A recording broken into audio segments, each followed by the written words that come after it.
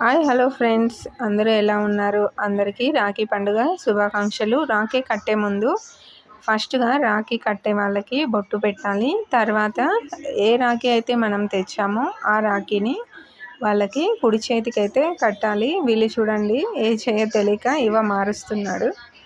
నేను చెప్పాను కుడి చేతికి అని. కుడి చేతికి అయితే రాఖీని కట్టండి, తమ్ముడికి కానీ అన్నకి కానీ.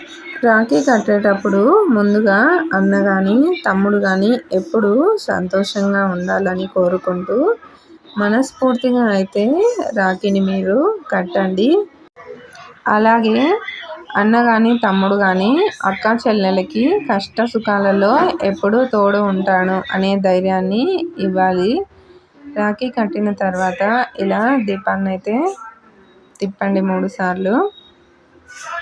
అలా 3 సార్లు తిప్పిన తర్వాత ఏదైనా ఒక స్వీట్ని అయితే కట్టిన వారికి మీరు తినిపించండి. తర్వాత కట్టించుకున్న వాళ్ళు కూడా కట్టిన వారికి స్వీట్ని అయితే తినిపించండి. ఎప్పుడూ నీకు తోడుగా ఉంటాను అనే ధైర్యాన్ని ఇవ్వండి. తర్వాత అయితే ఎవరు చిన్నవారైతే వాళ్ళు దండం అయితే పెట్టుకోండి. ఎప్పుడు సంతోషంగా ఆరోగ్యంగా అలాగే అష్టైశ్వర్యాలతో తొలతూగాలని మనస్ఫూర్తిగా అయితే దీవించండి. ఇవైతే మైతు కోసం తీసుకొచ్చాడనమాట.